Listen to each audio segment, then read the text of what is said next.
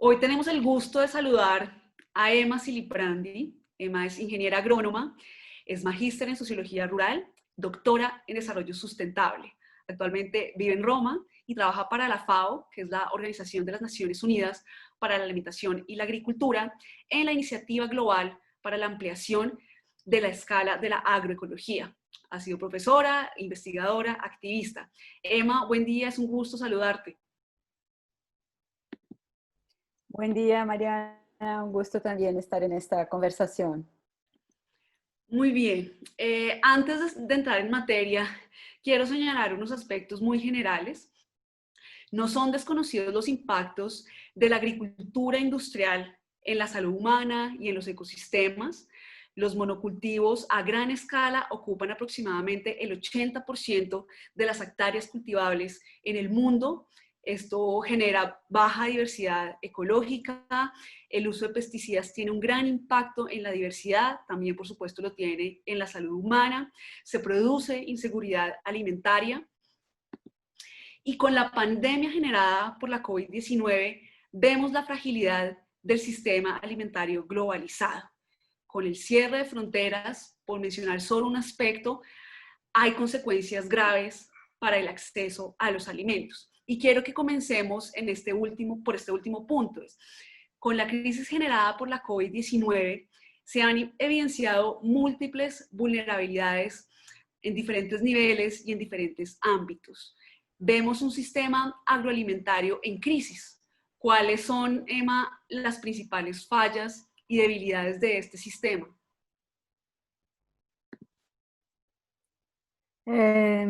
Bueno, es una pregunta bien compleja, la verdad. Eh, yo creo que tú has ya mencionado varias de las razones por las cuales estamos pasando por esta crisis.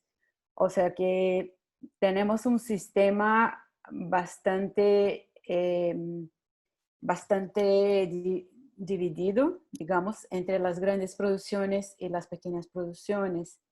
Y, y más o menos se puede decir que todo el sistema está basado en esta idea de que no es necesario producir todo en los países y que se puede confiar mucho en el comercio internacional. Eh, en un momento, por ejemplo, como esta crisis, que una de las principales medidas que fueron tomadas por los países fue cierre de fronteras, por lo menos para las personas, en algunos casos para los productos también. Ahí ya se desmonta toda la lógica del sistema, ¿no? No quiero decir con eso que el comercio internacional no sea importante, obviamente que lo es parte de la historia de la humanidad y la circulación de bienes, de servicios, de personas, todo eso es parte de nuestra historia como civilizaciones. Pero es verdad también que un sistema totalmente basado en estas grandes commodities que digamos, pasean por el mundo, no puede continuar en este sistema. Y también porque parte de la alimentación de las personas sigue siendo eh, responsabilidad de la pequeña agricultura, de la agricultura campesina e indígena, especialmente en América Latina, pero también en otros países. La mayor parte de los alimentos que consumimos cotidianamente viene de la pequeña producción que es localizada. Entonces es como un sistema que no, digamos, que no está atendiendo a las necesidades principales de las personas, de los consumidores, por ejemplo, que están incluso en las ciudades, eh, porque va todo esto centrado en el comercio internacional. Por ejemplo, nuestros países de América Latina, como yo vengo de Brasil, por ejemplo, Brasil, Argentina, otros países son países exportadores y los productos que exportamos, los productos primarios, las commodities, ¿no? son principalmente para la fabricación de piensos para animales en otros continentes.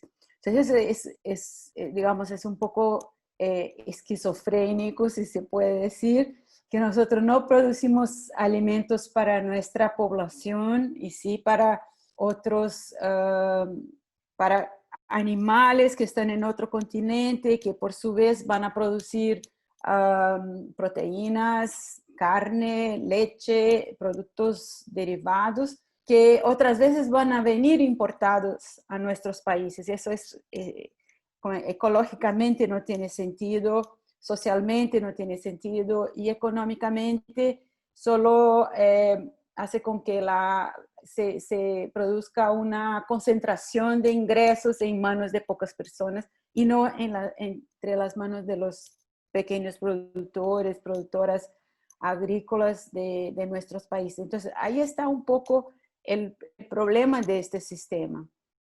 Pero la COVID vino, digamos, a mostrar que esto no estaba bien. También por la destrucción que supone este sistema, porque como es basado en grandes propiedades o en grandes áreas cultivables, eso va avanzando sobre las áreas naturales y se crea toda una pérdida de biodiversidad, una pérdida de estas zonas de amortiguamiento que se dice entre la fauna silvestre y los animales domésticos, y todo eso, como se está viendo, está en la base de la crisis de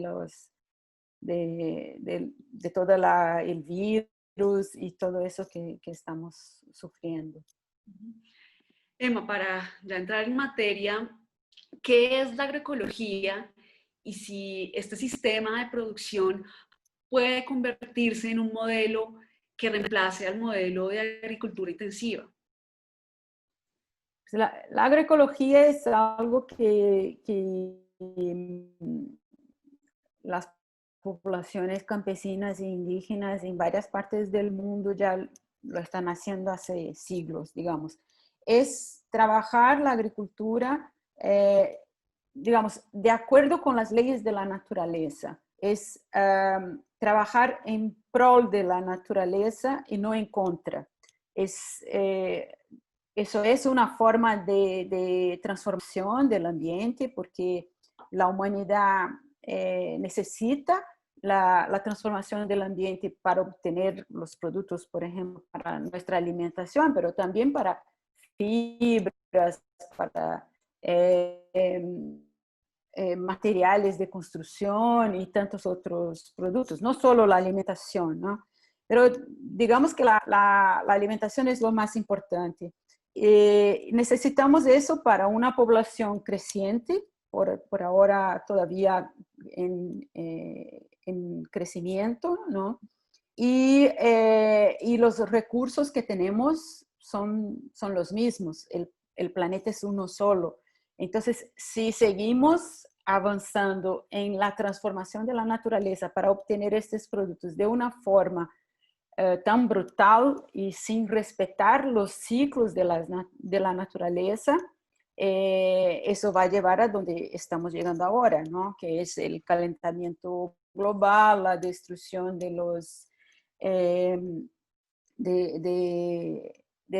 los paisajes, de las conformaciones que conocemos históricamente, geográficamente, etc. Entonces, la agroecología es una forma de producir que no solo no destruye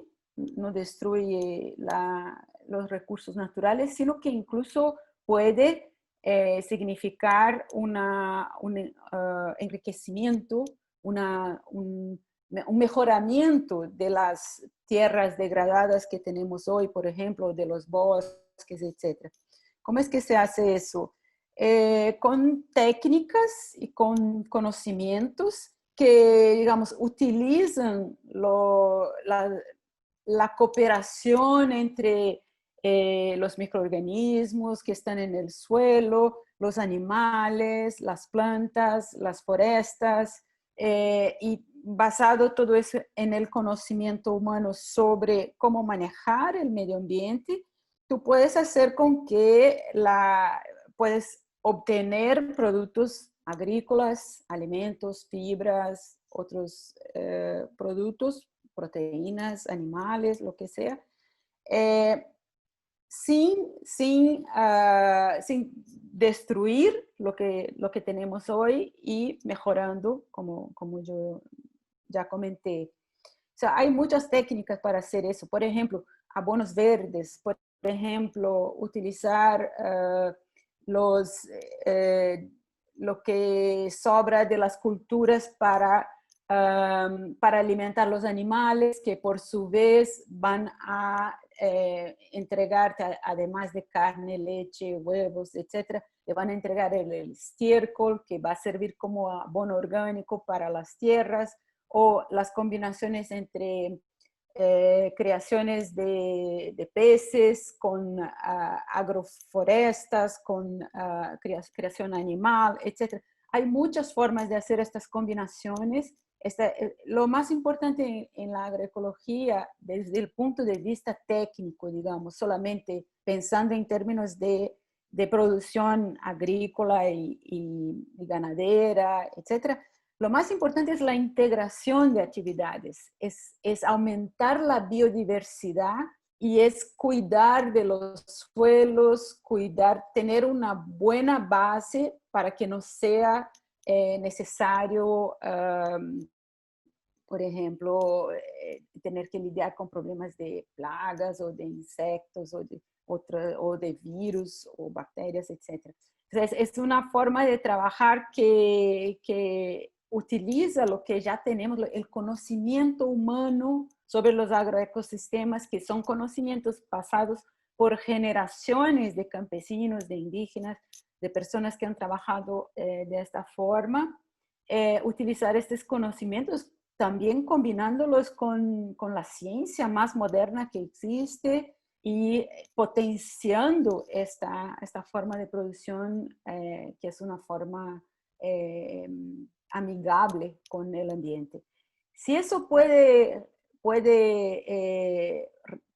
digamos, sustituir el modelo intensivo actual, yo no tengo duda. Lo que pasa es que desde los años 60 solamente tenemos apoyo a este sistema intensivo, ¿no? Y toda esta agricultura eh, campesina, indígena, los conocimientos tradicionales se han quedado como sin ningún respaldo, muy siguieron por, digamos,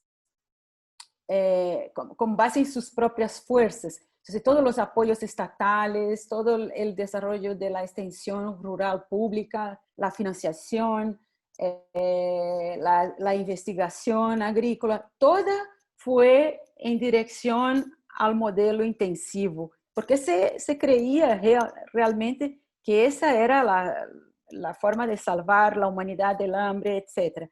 Hemos visto que sí, que produce mucho este modelo, no hay duda. El modelo intensivo tiene índices de productividad y de rentabilidad para los que tienen buenas áreas, etcétera, muy altos. Pero ¿a qué costos para la sociedad? ¿A qué costos para la humanidad? Son costos enormes. Y ahí voy a decir, no son solamente costos ambientales, son costos económicos, sociales, porque el modelo intensivo supone una concentración de poder, una concentración de riqueza en manos de poca gente. Entonces eso significa miseria para mucha gente y ganancia para pocos. Ese es también parte del problema.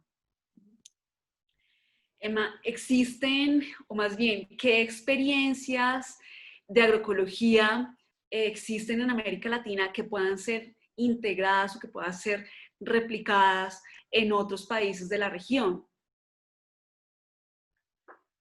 Pues yo diría que hay experiencias de agroecología en toda la América Latina. Desde México, que hay montones, montones. México es un país riquísimo y en este sentido con un conocimiento tradicional muy importante de cómo manejar estos agroecosistemas por diferentes grupos sociales, por diferentes comunidades, hasta el sur de Chile, Patagonia, pasando por Colombia, Brasil, todos tenemos experiencias agroecológicas importantes. Yo creo que es interesante el caso de Brasil porque se consiguió ahí en los años 2000, más o menos, un poco más adelante, 2000, sí, 2010, por ahí, una política nacional de agroecología, una política bastante amplia a nivel de Estado nacional, que era bastante interesante porque iba desde temas de educación, salud, temas de financiación, asistencia técnica, comercialización. O sea, era campañas para, por ejemplo, discutir con los consumidores la necesidad de cambiar el modelo de consumo para productos más limpios y productos más frescos.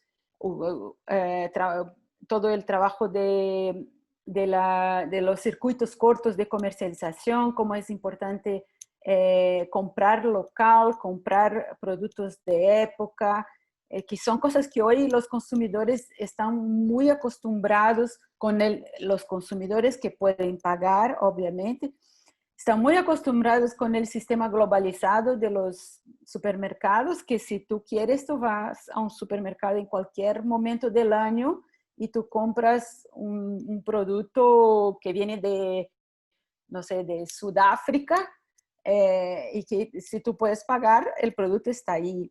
Te puedes encontrar, no sé, mangas de norte de África, tú puedes encontrar endivias que vienen de Francia en un supermercado más o menos gourmet de una ciudad como Bogotá, por ejemplo. Entonces, entender que esto no es ecológico, que esto no es justo, que esto no es socialmente aceptable, que eso es o incluso esto de, por ejemplo, comer tomates todo el año. Claro que en países como Colombia es diferente, pero en el sur de Brasil o en Argentina, donde tenemos inviernos muy fuertes, hay productos que, no sé, que son de época. Entonces, ¿cómo reeducar los consumidores para entender que nuestro patrón de consumo también es una forma de pensar el desarrollo del país? ¿Qué es que se necesita? ¿Qué es qué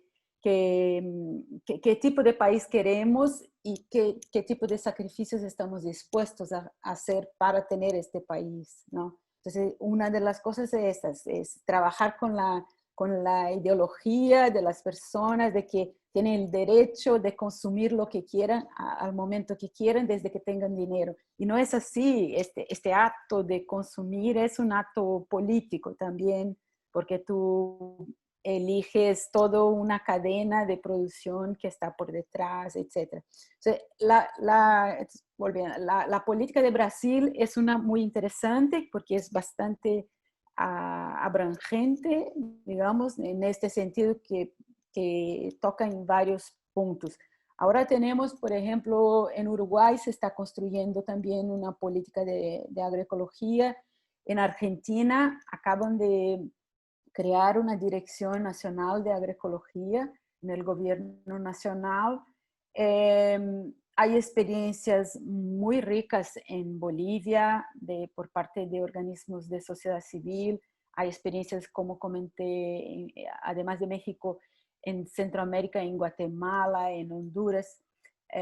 Nicaragua hace poco también revisó su política de agroecología, centrando justamente esta discusión del consumo de los alimentos. Entonces, cómo convencer los ciudadanos y las ciudadanas que a dar prioridad para los productos nicaragüenses, por ejemplo, que son productos sanos, que son productos adaptados al clima, etc. Todo eso son políticas agroecológicas.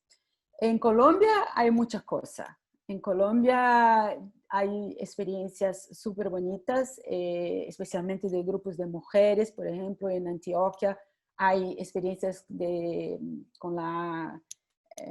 organizadas por este grupo que se llama Vamos Mujer, y muchas otras. Hay varios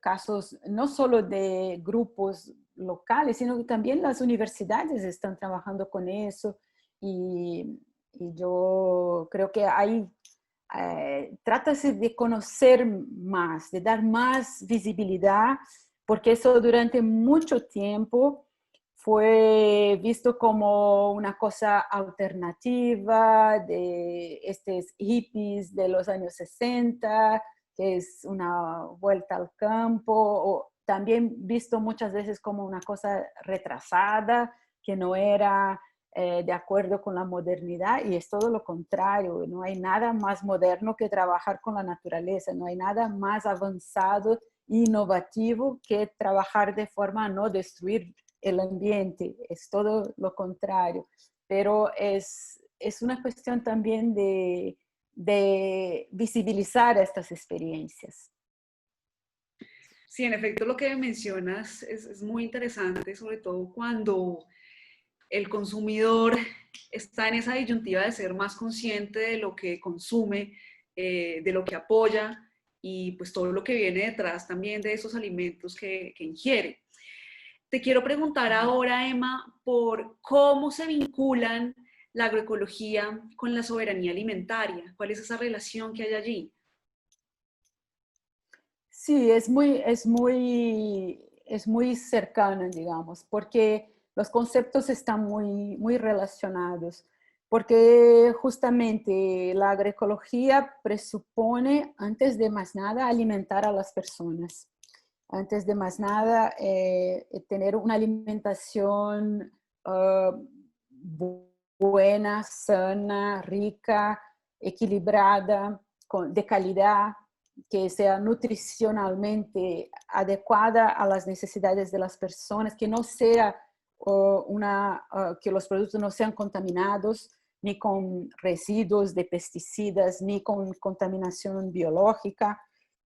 En fin, la primera cuestión de la agroecología es promover una buena alimentación. Y el concepto de soberanía alimentaria habla también de eso, de que una buena alimentación no es solamente tener, digamos, no tener hambre, no es esto, es comer bien en el sentido de comer, de poder elegir, de comer con dignidad, que no es un alimento que llega a tu casa por medios, no sé cómo decir, que te humillan, no, que tú tengas el derecho humano a una alimentación adecuada, culturalmente, bien con tu formación, con tus hábitos, con tus deseos, con tus valores, con tu espiritualidad, porque también esto de tener que comer cosas que tú no te sientes bien haciendo eso porque tus valores no te permiten, es una violencia también contra las personas.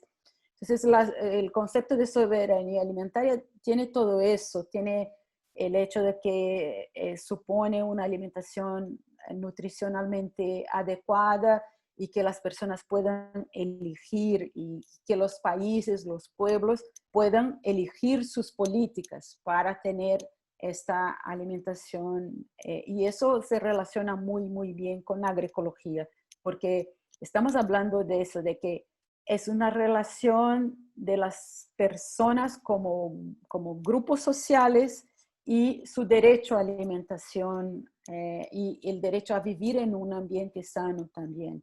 Porque la agroecología presupone eso, tú vas a conseguir tu alimentación pero vas a tener un ambiente sano donde vivir y eso está todo relacionado con salud, está relacionado con derechos, etc. Emma, quiero que ahora nos comente sobre el papel de las mujeres en la agroecología. Cómo, digamos, también creo no, en efecto los trabajadores del campo, los campesinos, también están en la primera línea de ataque contra la COVID-19 porque son quienes producen nuestros alimentos, ¿sí? Junto con el personal médico, junto con otros trabajos necesarios y vitales. ¿Cuál es ese papel de las mujeres en la agroecología?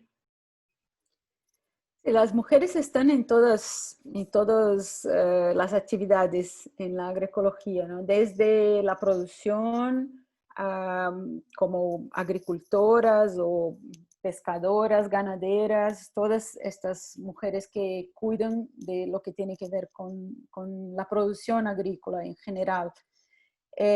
Por otro lado, están en las casas, ¿no? En todas las casas. Las mujeres están también como eh, amas de casa, como eh, personas, como ciudadanas, como consumidoras.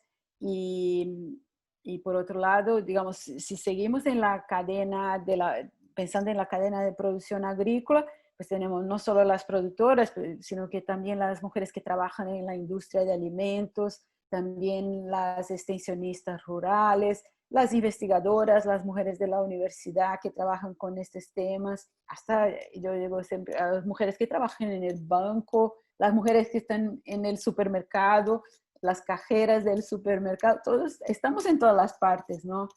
Pero en términos de lo que, lo que es la agroecología, es muy importante que diferente de la agricultura comercial, de la agricultura intensiva, como tú llamaste al inicio, en la agricultura están aisladas, solo entran como trabajadoras temporeras o en pequeños eslabones de la cadena, ¿no? Porque es una actividad muy dentro del sistema de mercado y ahí los espacios son muy demarcados. La agroecología y la agricultura familiar campesina, todo lo contrario, las mujeres están en todas las actividades, están en todas las partes, solo que ahí también hay, digamos, como en toda la sociedad, también ahí se manifiesta un machismo estructural que vivimos en Latinoamérica, ¿no? Y que muchas veces las mujeres están en todas las actividades, pero solamente se reconoce el hombre, el productor. Las mujeres aparecen solamente como las esposas o como la mujer de fulano, ¿no? Y eso es una injusticia histórica, estructural de nuestras sociedades. Entonces tenemos que ver que la, en la alimentación, en la producción agrícola, las mujeres están totalmente metidas ahí y necesitan apoyo y necesitan reconocimiento, incluso en términos de ingresos que muchas veces no reciben el ingreso en su propio nombre, etc. Ahora con el COVID, con las medidas que se han tomado en la mayoría de los países de restricciones de movimientos, eso fue muy duro para las mujeres porque en varios, sobre todo las agricultoras, muchas veces no han podido comercializar sus productos, por ejemplo, no han podido ir a las ferias o a vender sus productos a los restaurantes donde se vendía normalmente, incluso porque muchas veces los restaurantes eh, fueron cerrados también. Entonces, eso es en una situación muy difícil para las mujeres en términos de ingresos.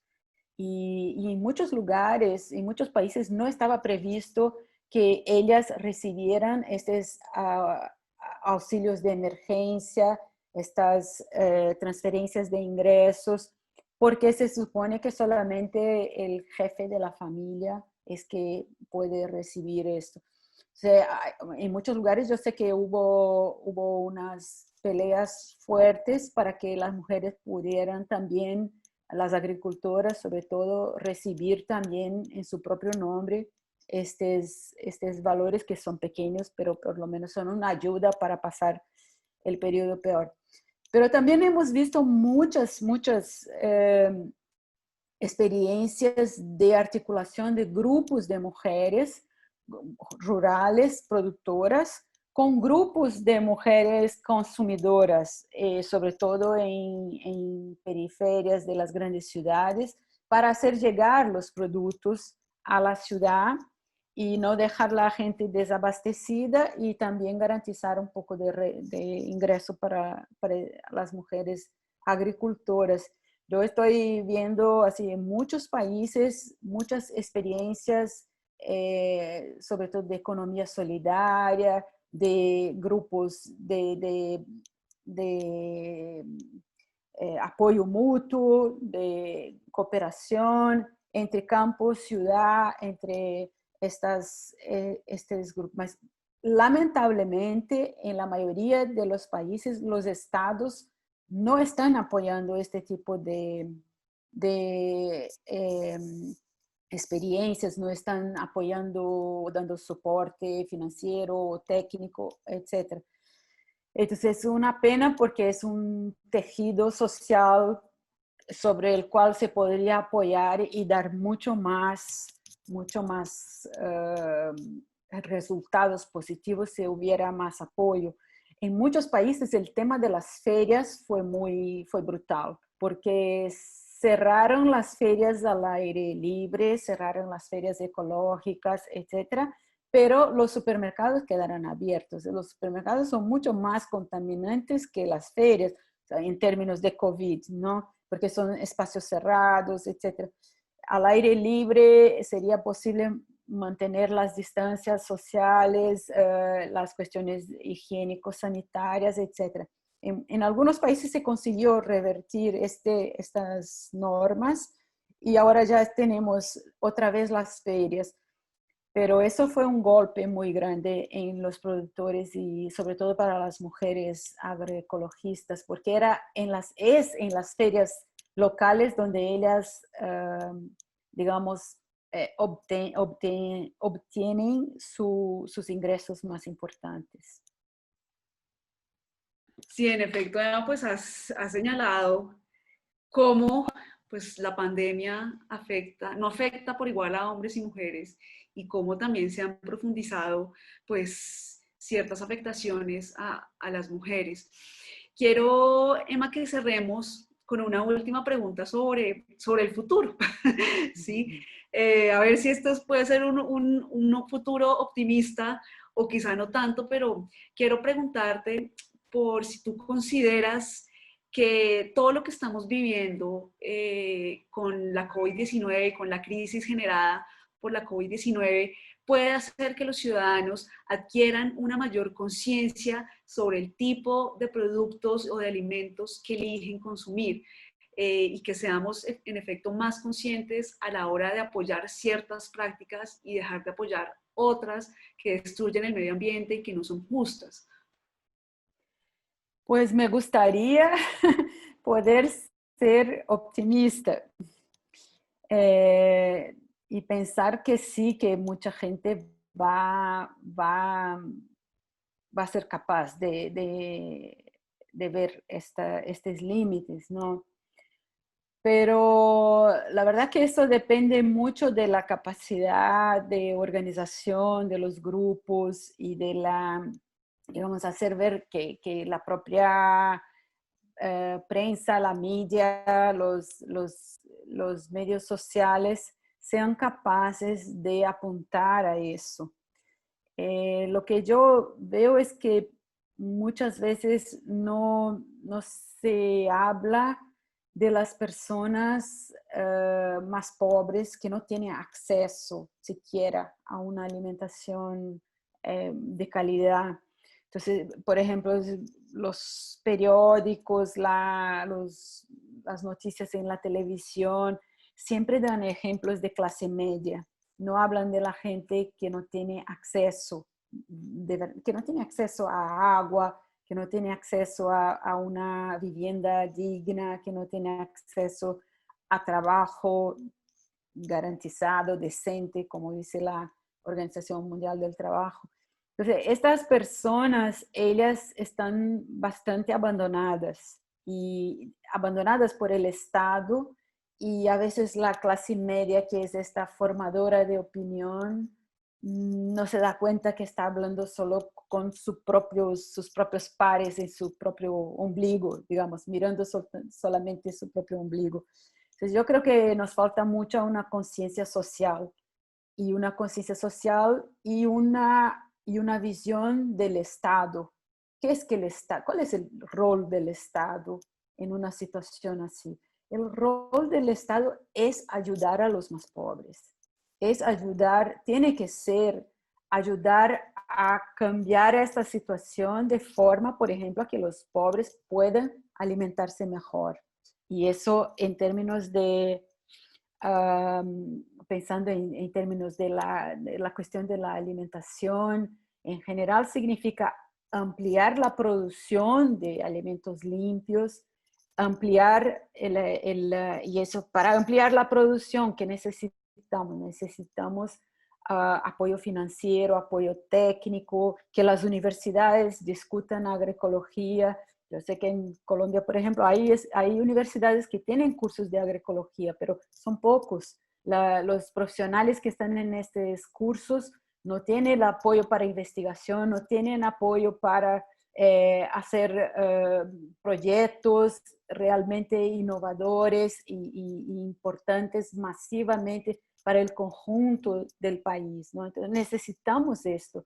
Necesitamos que haya, por ejemplo, legislaciones con restricciones a comida chatarra, a los alimentos que no son buenos para la salud o que no son buenos para el ambiente. Necesitamos también que haya estructuras de comercialización para los productos, para que los productos buenos, ricos, lleguen a la población más pobre. Entonces, estructuras de acopio, estructuras de mercadeo,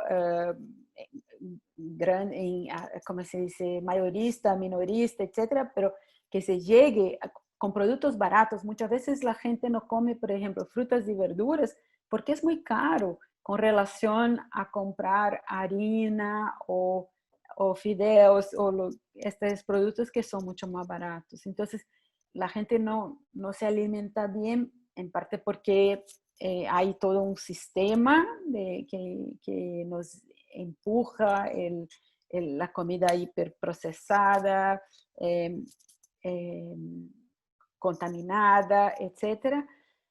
Pero también hay el hecho económico, ¿no? Que la gente los productos no llegan y no llegan a un costo que se pueda pagar. Entonces, yo creo que ahí está un poco la clave, es tener en vista quién debería ser el público principal y cómo el Estado debería actuar para hacer estos cambios.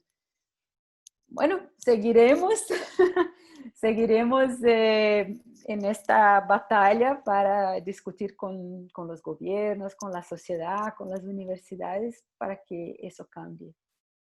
Emma, muchas gracias por tu tiempo y gracias por acompañarnos en la mañana de hoy. Recibe un saludo hasta Roma.